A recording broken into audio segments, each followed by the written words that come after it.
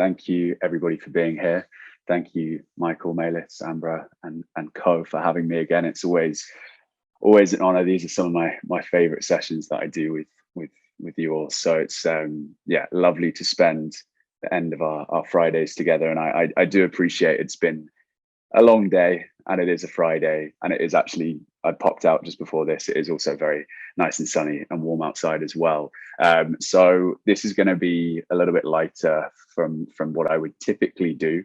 But what we're going to be looking at is emotional regulation through the lens of the breath and through the lens of breath work. So I know from some of the answers to the questionnaires that I've read that people have varying degrees of experience with mindfulness, with meditation, with breath work, with this weird and wonderful world of breath that I call work and that I call home.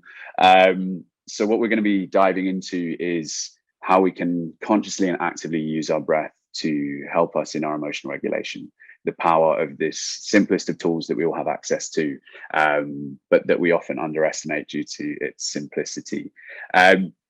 So with that in mind, I just want to, I guess, give a little bit of an intro to myself and how I got into this work. So the session is going to be split pretty much 50-50 between the first half is relatively informational, educational around some of the basics and fundamentals of breath work, what it is, why it's important, and why it's even a thing.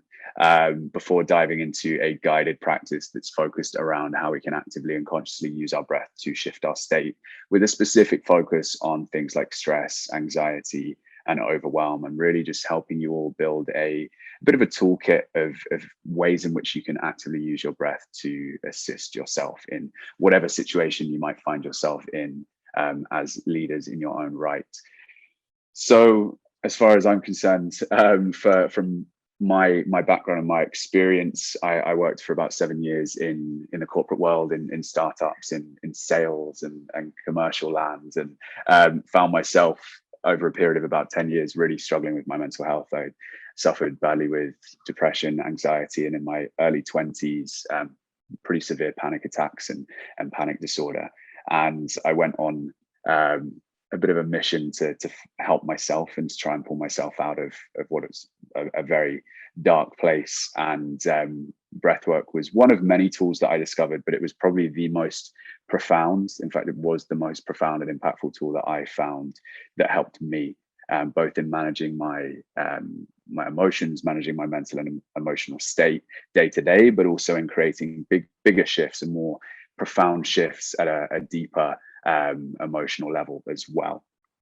And so that really is why I'm now here doing what I do. I've been doing this work for the past 3 years, and there's new parts to it all the time, and it's a pleasure to get to bring it to new groups and really just dive a little bit deeper into what breath is all about.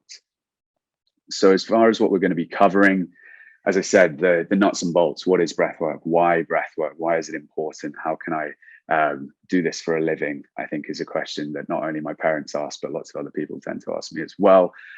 Looking at functional and dysfunctional breathing, how we're breathing day to day, moment to moment, and then actually looking specifically at nervous system regulation through the breath. Breathwork for anxiety and stress, and then diving into the practical guided part of the session, which is going to be very much geared towards relaxation. I'm sure everybody will be happy to hear.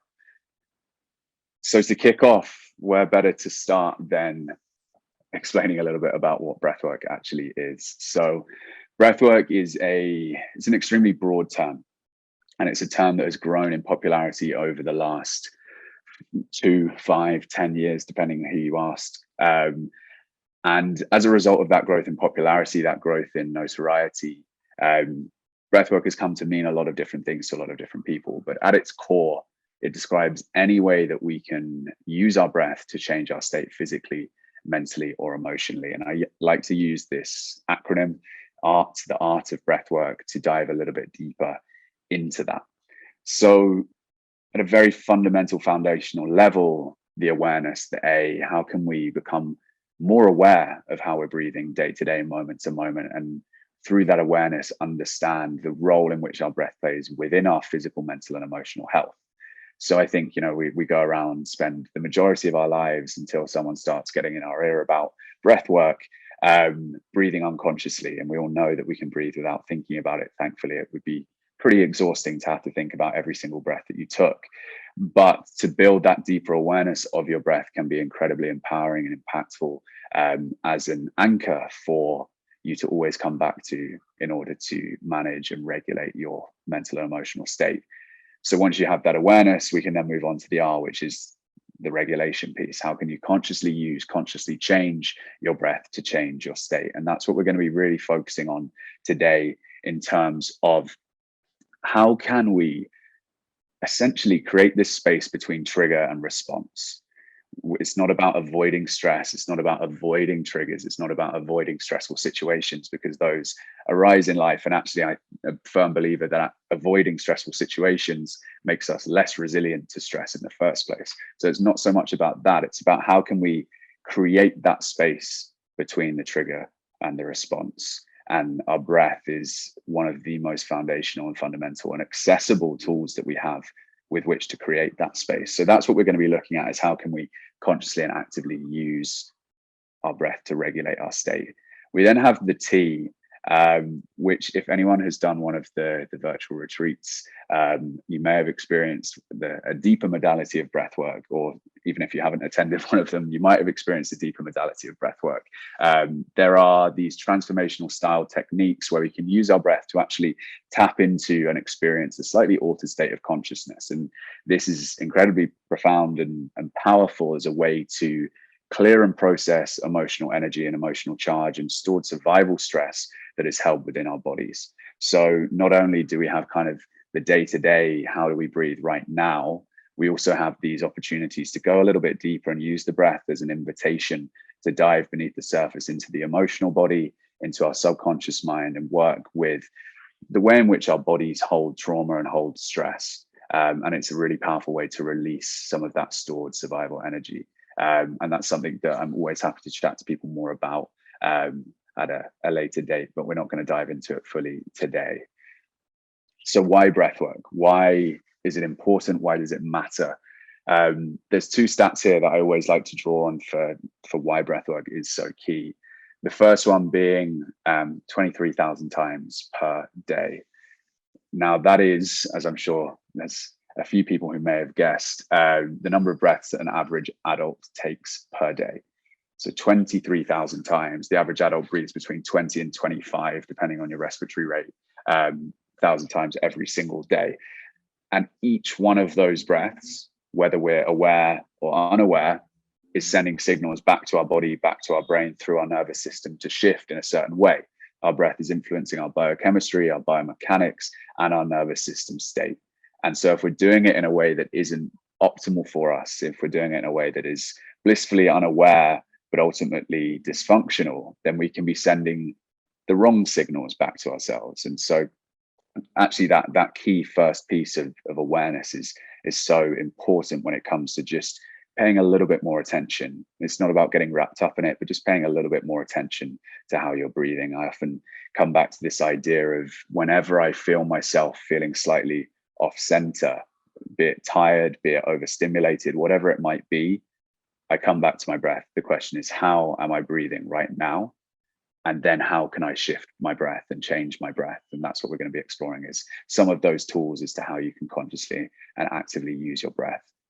Now, the 74% is a little bit more mysterious. So the 74% refers to a study from Jones et al. Back in 2013, where they looked at a research group of people with diagnosed anxiety disorders, so pretty severe diagnosed anxiety disorders. And they found that 74% of people with a diagnosed anxiety disorder in this study also had a dysfunctional breathing pattern.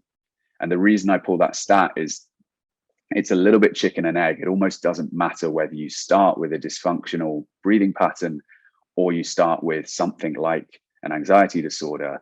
They feed into one another.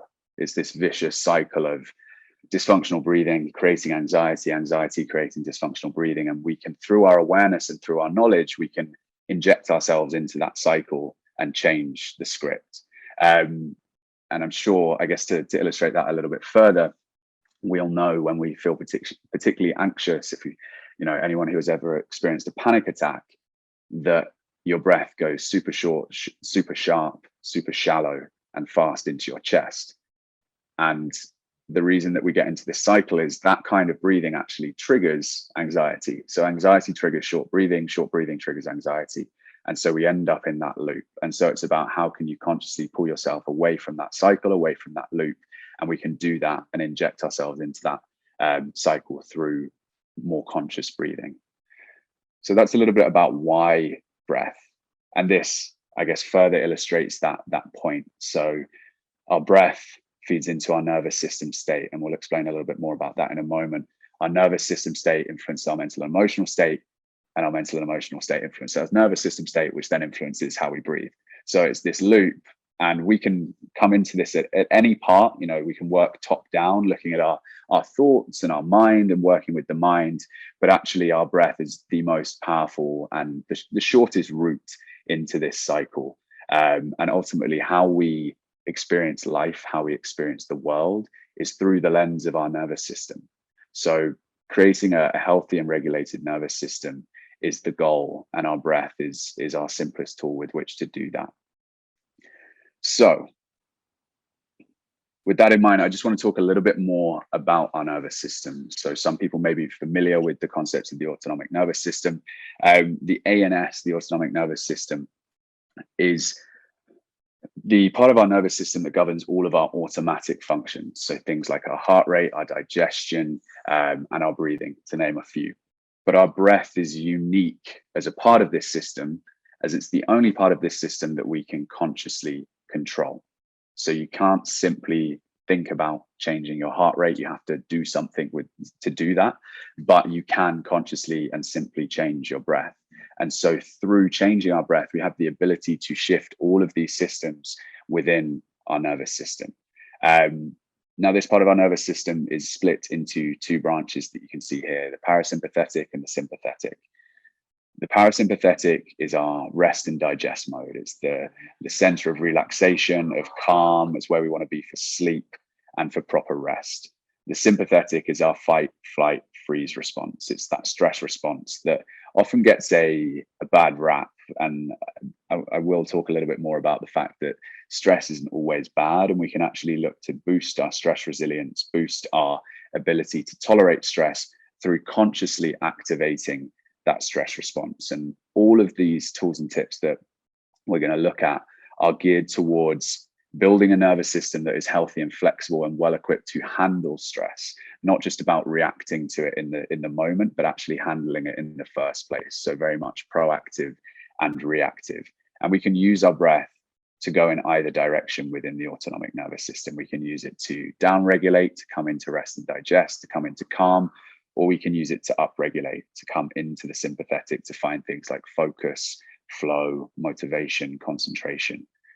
So all really useful on both sides of this diagram. And just to go a little bit deeper into that, so we have this scale, this flow of our arousal continuum within the nervous system. And again, we're constantly fluctuating and moving up and down this scale. It's not about being stuck at any one point. And that's where we fall into problems, where we are overactivated or underactivated. And again, we can just use our breath to re-regulate, to bring ourselves back to center, to bring ourselves down or up, depending on what we want to do. It's like a remote control, really, for our nervous system. Your breath gives you that direct line, that direct key into the nervous system. So my first question from the shaky cat is, how are you breathing right now? This is where I start with anybody that I work with, be it in a group, be it one-to-one, be it with businesses. How are you breathing right now? Because we are not very good at answering that question until we start paying attention to it. So I'm just going to give everyone 1 minute, just 1 minute, not even a minute. It'll probably be closer to 30 seconds. And if you feel comfortable, I'd encourage you just to close your eyes. You don't need to, but if you do feel comfortable, just close down your eyes. And for the next 30-ish seconds, I just want you to count the number of breaths that you take. So one breath being an inhale and an exhale. And the important thing here is we're avoiding the temptation to control the breath. So allow the breath to do its thing, to move naturally, and just start to count the number of breaths.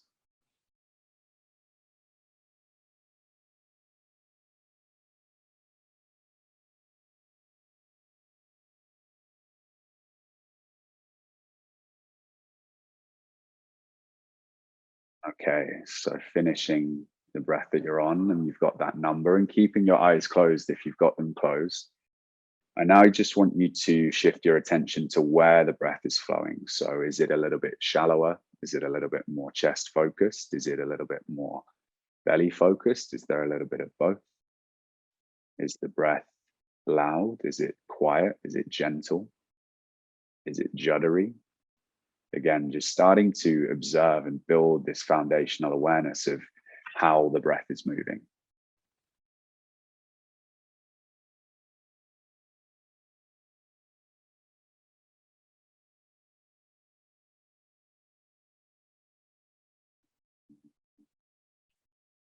Okay, and then if you have your eyes closed, you can just gently blink them open, come back into the room. So that is, I'm sure everyone will agree, pretty basic exercise, right? But it's so key. It's the foundational pillar of anything that we're going to go on to do in terms of emotional regulation through breath is actually, how am I breathing right now? Can I actually build that level of awareness where I can notice how I'm breathing? And the reason that I wanted you to also observe where the breath is moving to, how it's flowing, how it's moving, is that that can help us identify any potentially dysfunctional, and I don't want to kind of put people off their breathing by calling it dysfunctional, but just suboptimal natural breathing patterns. These are things that are built up over time, over the course of our lives, by stress, by trauma, whatever it might be. And the way we breathe day to day and moment to moment can really perpetuate poor emotional regulation, stress, anxiety, overwhelm, whatever it might be. So if you did find yourself breathing quite quickly, breathing quite shallow into the chest, or if the breath was a little bit juddery, that's okay, because there's easy ways to remedy that. And I believe my next slide, yeah, good. My next slide just talks about 3 fundamental pillars of functional breathing. So if you do find yourself feeling a little bit off, and you are remembering that Jamie told you to check in with your breathing, what should you be looking for? I don't want to focus too much on the negative. This is very much about how we can move forward. So LSD breathing, absolutely nothing to do with psychedelics and hallucinations, all to do with breathing light, slow, and deep. So there's a common misconception around the breath that taking a deep breath is about taking a big breath. You know, we get shown when we're kids that to take a deep breath means to take this massive, expansive, noisy, chest-focused breath to relax yourself. And it's just a load of crap, to be totally honest. It's just actually goes against everything that we're looking at here in terms of light, slow, and deep. You can breathe lightly and gently. That's going to help to manage your nervous system regulation, also manage the biochemistry of your blood, which feeds into all of that, which we're not going to dive too much deeper into. But breathing lightly and gently and quietly is really key to a healthy and regulated nervous system. Breathing slow, so bringing your respiratory rate down. The average respiratory rate for an adult sits between 12 and 18 breaths per minute. The lower, the better. The lower, the healthier. The lower, the more balanced you're going to feel. And finally, deep breathing down into your belly with your diaphragm. That will help to stimulate something called your vagus nerve, which is responsible for that relaxation response. And also breathing through the nose is a part of this as well, which is why this fella on the right here is looking at his nose. So nasal breathing and light, slow, and deep. If you can remember those things, you're going to be in really good stead when it comes to your day-to-day functional, healthy breathing. So now we're going to look specifically at breathing protocols for our nervous system. And we're going to first look at down regulation. We're then going to briefly mention up regulation, and then we're going to get into some actual breathing exercises. So as I mentioned, in relation to the autonomic nervous system, we have the ability through our breath to either be the accelerator, the gas pedal, or the brake pedal. So when it comes to down regulation, we're looking at the brakes. We're looking at how can we create this parasympathetic activation, to give it its full name, but all that means is calm. How do we find relaxation within our nervous system? Because often for a lot of us, even if we are sat on the sofa of an evening, or we're trying to relax, even if we're in the bath with a bunch of candles, our nervous system could still be activated, it could still be jacked up, and that's going to create chronic stress and problems through nervous system dysregulation. So we have to be able to create that downregulation in some cases. So this is really powerful to pull ourselves out of overwhelm, out of stress, out of anxiety. So what can we do? Things I've already mentioned. So light, slow, and deep, belly focused breathing, the CO2 effect, carbon dioxide, when we hold our breath for a short period of time, a comfortable period of time, 5 to 10 seconds, 0 to 10 seconds, that slight rise in carbon dioxide creates a relaxation effect within the nervous system. Extending the exhale of our breath. So that's something we're going to look at a lot in a moment, making our exhales longer than our inhales. The interesting thing, depends how loosely I can use the word interesting, but when we inhale, our heart rate speeds up, and when we exhale, our heart rate slows down. So if we're able to make the exhale longer, we're spending more time slowing our heart rate, and we're calming ourselves. And then finally, things like humming. So any use of your vocal cords, singing, humming, whatever it might be, also stimulates that relaxation response within the nervous system. And then to briefly touch on upregulation. So this is about choosing in a conscious and a controlled fashion to activate your stress response, to activate that fight flight mode. Why would we want to do that? There's a few reasons here. It's about boosting stress resilience. So if you think about it, almost like resistance training, strength training, where you're putting yourself into discomfort, but your system is learning to tolerate higher weights, higher stress. Also, it can boost our immune response. It gives us more energy, focus, and concentration. So while chronic stress is bad, acute stress, short-term stress, can be extremely effective in those areas. And so that's why we would look at upregulating practices as well. So things like a much faster activating breath with a stronger inhale and exhale. But we're going to focus in a moment on downregulation. So that's what we're going to be looking at. I've seen some questions popping into the chat, which I will come to at the end. But we're now going to move into our guided part of the session. So we're going to be exploring 1, 2, 3, 4, 5 exercises. So these are all amazing tools that you can take away and use in certain situations. And I'll talk about each one as we come to them, so you can understand a little bit more about the role that they play individually. And with that in mind, there's not really with this work any contraindications, any disclaimers around safety. These are all very good for all of us. What I will say on that note, though, is that everybody's breath is unique to them. Everybody's nervous system is unique to them. And so if an exercise doesn't feel the way that I say it should, then don't be alarmed, don't be frustrated. It's just that you might respond slightly differently to certain exercises. So for example, for some people, a short breath hold of 4 seconds will feel incredibly relaxing. For someone else, it might feel a little bit stressful. So just listen to your body, trust your instincts, trust your intuition. And if you need to modify anything at any point, then please be my guest.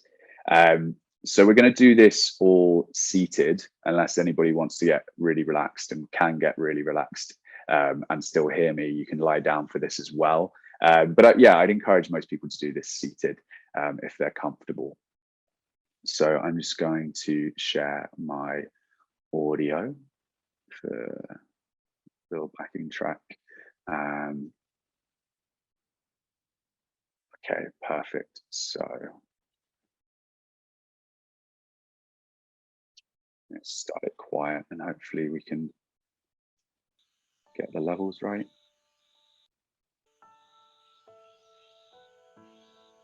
Can we hear that okay? Is that super quiet, super loud? Can't really hear it at all. I don't think it's coming Quiet. through the audio share. I think it's coming through.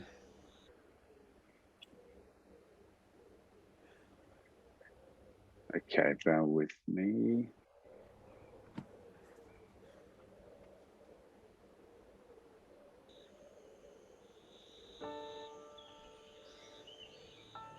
Anything there? Is that Just turn better? it up a tiny bit. Sure. Thank you. Yeah, Yeah. perfect. Thank you. Thank you. Cool. So, as I said, we'll be doing this seated. And again, if you do feel comfortable, I'd encourage you to close your eyes. There's no obligation, no pressure to, but if you do feel comfortable, we're going to spend the next 10 to 15 minutes settling into the body, settling into the breath, and just learning how we can actively use our breath to shift our state. So to begin,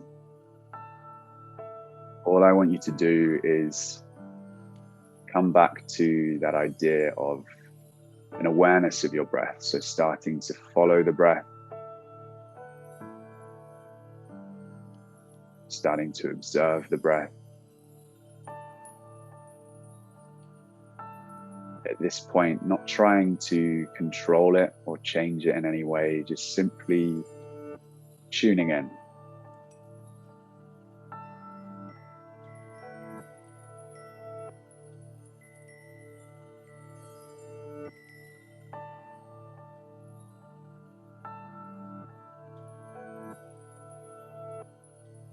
Noticing where the breath is flowing to, and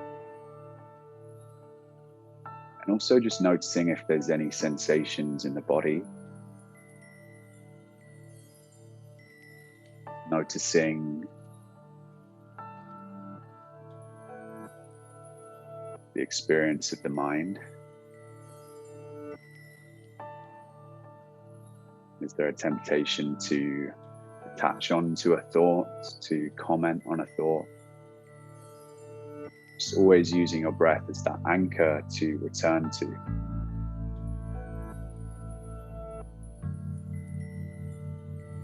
And to open up, we're just going to take 3 deep clearing breaths together just to bring us a little bit deeper into the body. So we're going to be breathing in deeply through the nose, down into your belly, and sighing out of the mouth. And see if you can bring a little bit of sound on that sigh out. Really let it all go. So take a deep breath in through the nose. And release. Good. Breathing in. And exhale. One more. Breathing in. And release. Let go. Come back to breathing in and out of the nose. But I want you now to start to take a little bit more control over the breath. So breathing lightly, slowly, and deeply, gradually starting to slow the breath down. So drawing the breath down into your lower belly. Feel the belly rise on the inhale and gently and softly fall on the exhale.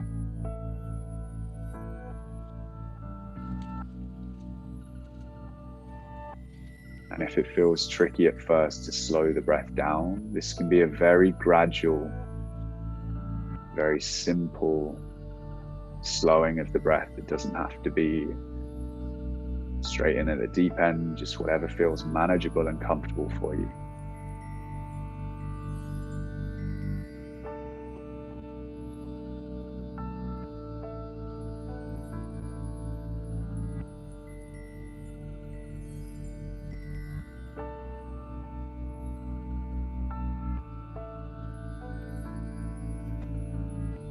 And as you start to slow the breath, also just starting to notice if you can observe any changes in the body, in the mind. Does the mind want to wander? Just always coming back to the breath.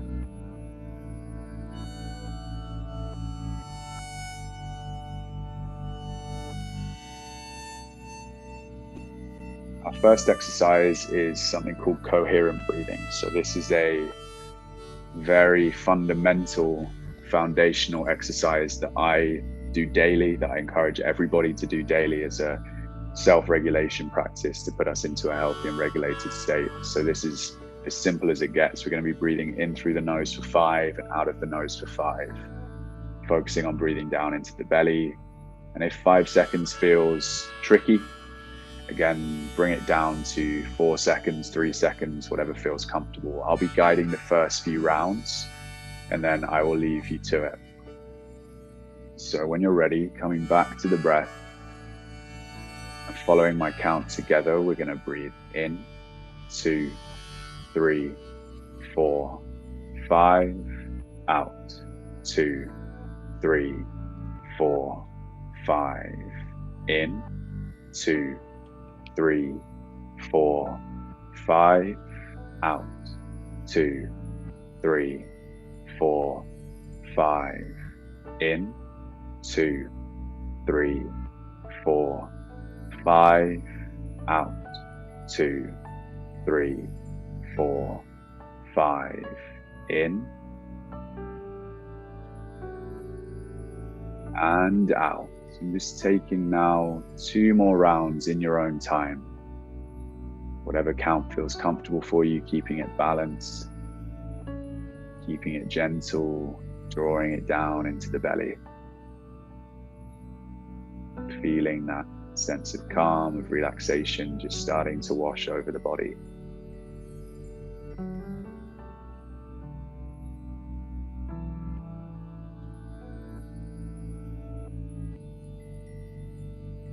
And at the end of that second and final round, just allow the breath to settle, keeping the eyes closed down if you do have them closed.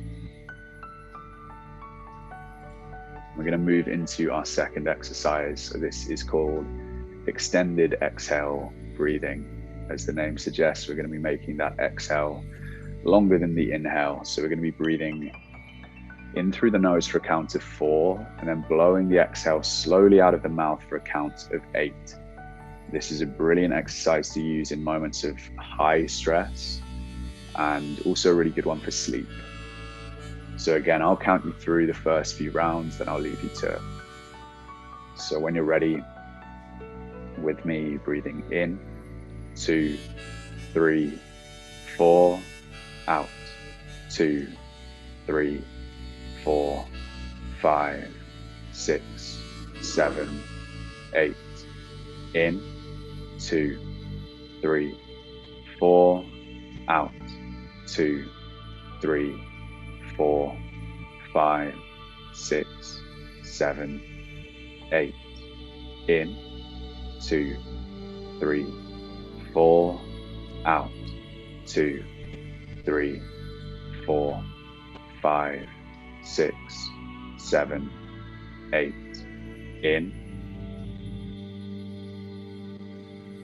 and out.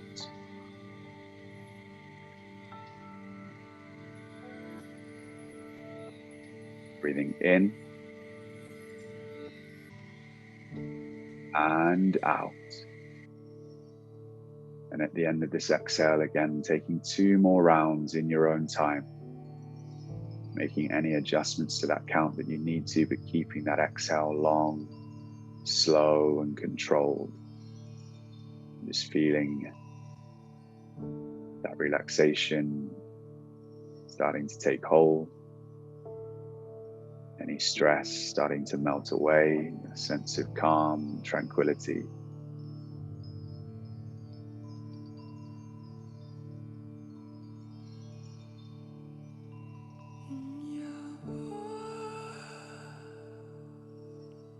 And after that second and final round, again, just allow the breath to settle. Take a moment just to check in with the body,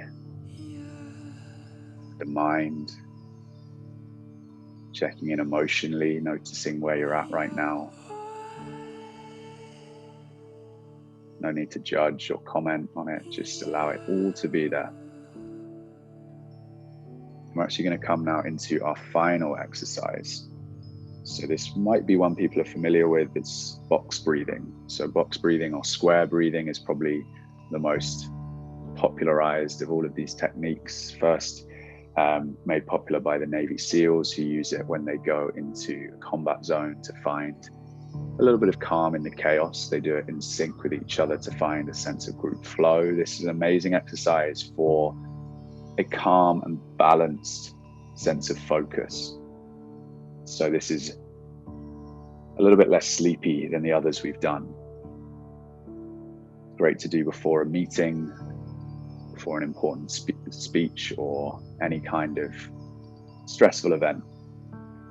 So we're going to be breathing in through the nose for a count of 4, holding at the top for a count of 4, exhaling out of the nose for a count of 4, and holding at the bottom for a count of 4. So 4 sections, all 4 seconds. Again, adjust that count as you need to.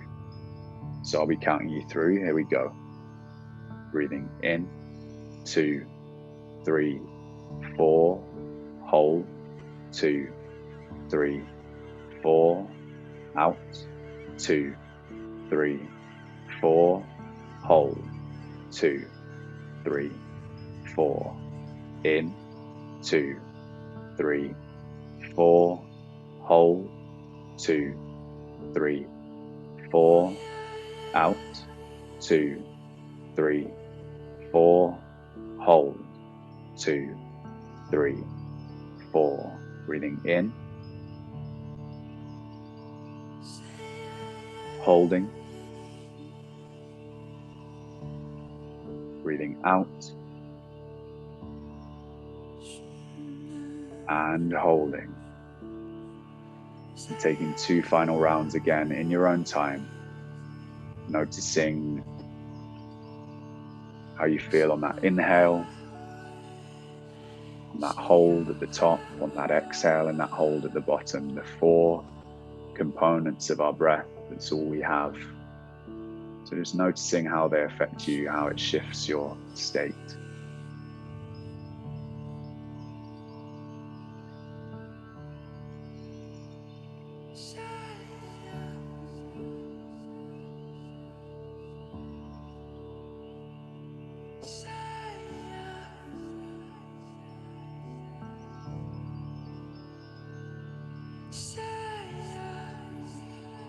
And at the end of that second and final round, keeping the eyes closed down and just releasing any sense of control over the breath, completely letting go, surrendering that sense of control, allowing the breath to settle.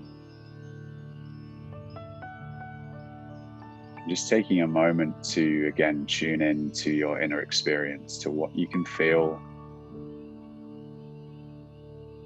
any shifts, any changes that you can notice. Reflecting on, integrating some of these tools, how they've consciously and actively made a difference to how you feel. Trusting the body, trusting the breath, listening to the body.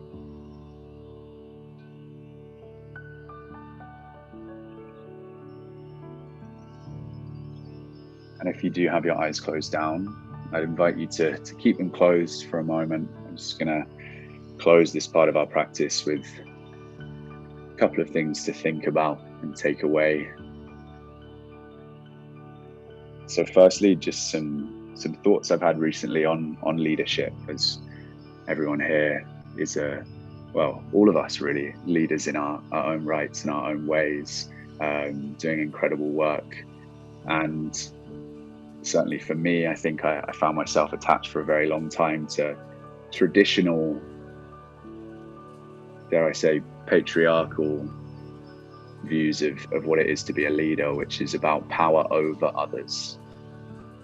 And in recent times, just meeting more and more incredible people doing amazing work and realizing that true leadership is about leading through empathy and leading through power with and power for, rather than power over.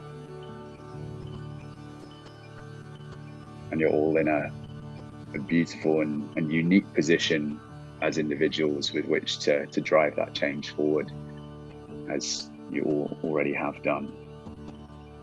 And then the second thing, more practically, that I'd love to leave you with is just to think about situations that you found yourself in previously, situations that you might be finding yourself in soon, where you can come back to your breath. This isn't going to be a fail safe. It's not going to be something you always remember to do. And I know it's certainly not for me. But where can you start to integrate this into your life? How can you start to build habits, practices, routines, either proactively or reactively, that can serve you in the field of emotional regulation in whatever it is that you do next? So just reflecting on that, and then gently starting to bring some small movements back into the body. Just starting to bring a little bit of life back into the body. And when you're ready, you can blink, open your eyes. If you have them closed, you come back into the space. Pause that lovely track. And close up there. Thank you so much, everyone. I hope everybody's feeling as relaxed as I am, hopefully even a little bit more relaxed.